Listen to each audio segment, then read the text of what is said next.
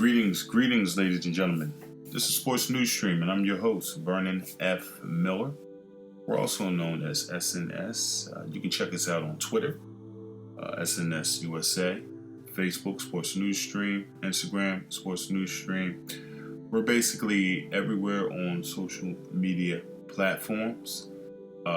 Definitely want to thank all and everyone for the love and support. Don't forget to hit that subscribe button and that like button. Definitely like this video, and don't forget to leave a comment, whether it's negative or positive. We read and respond to all comments. We definitely appreciate the feedback. So with that being said, let's get into it. Today we're going to be talking about the Dallas Cowboys. What happened? Where did it go wrong? Earlier this season, preseason and, pre-football hype, pre-football predictions, and the so-called experts and analysts and former football players and experts, or so-called experts, what you want to call them, or so have it, all pretty much predicted the Cowboys as the quintessential representatives of the NFC to pretty much be representing the NFC to go to the Super Bowl. And on paper, you would say they're going to be competitive. No doubt about it. I personally didn't see it as many did because of the quarterback.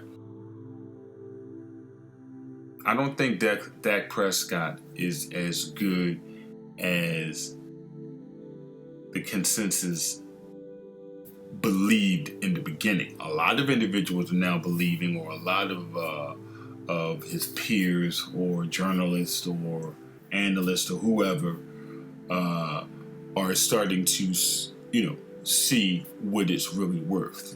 Dak Prescott, I made a video earlier in the year.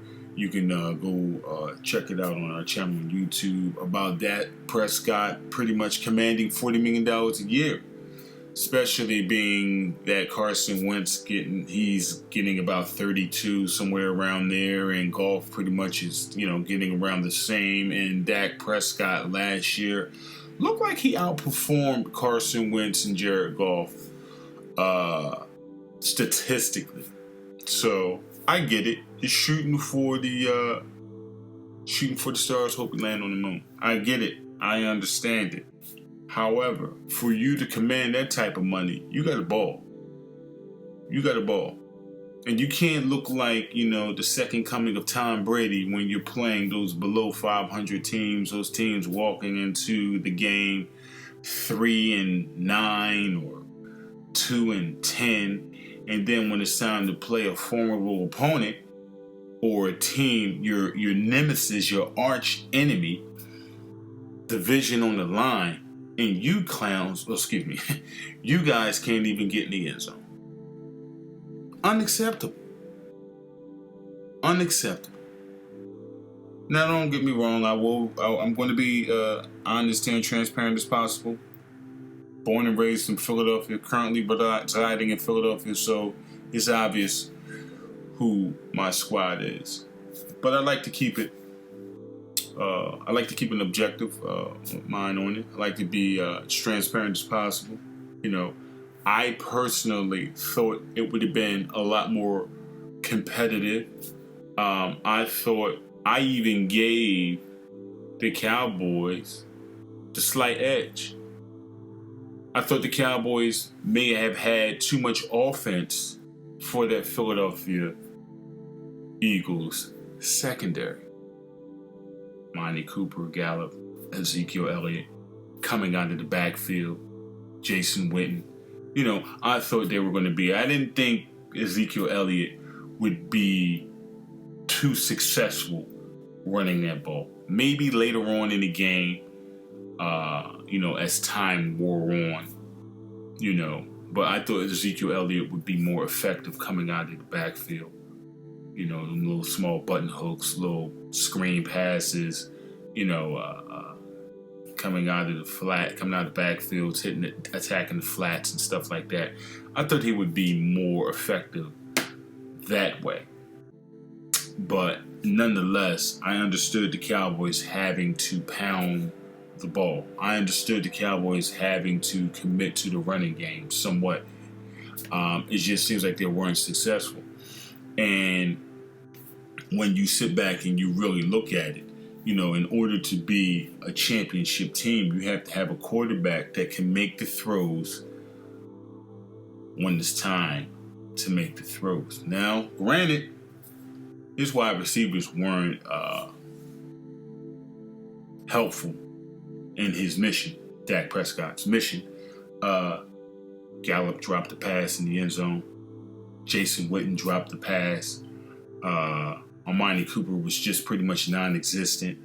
And for Jerry Jones to be in a position where he has this win mentality and his team just pretty much collapsed pretty much during the second half of the season is just about asinine. Now, they're in a position where they have to win and hope that the Eagles lose to go ahead and, get in the playoffs, which,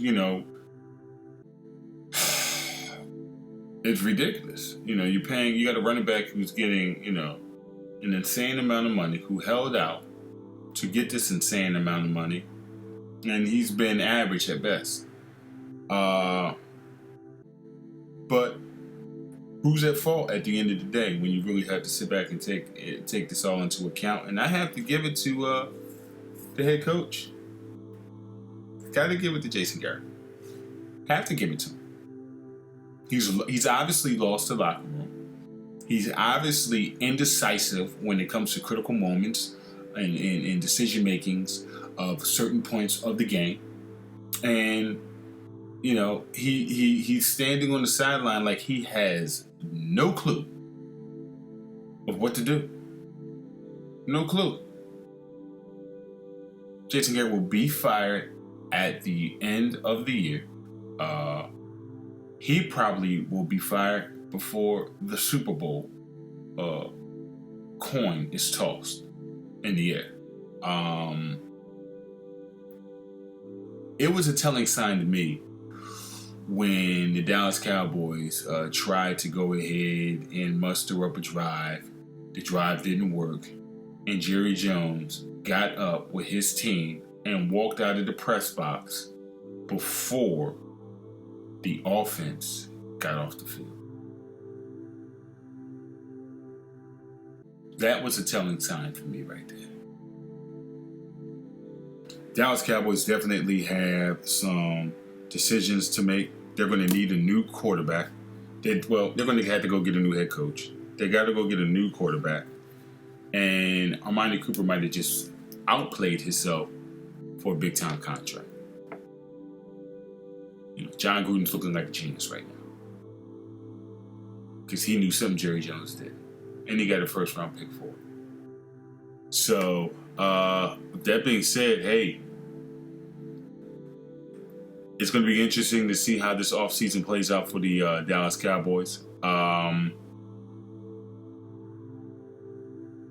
I will also say this, we're coming out with a video on that too.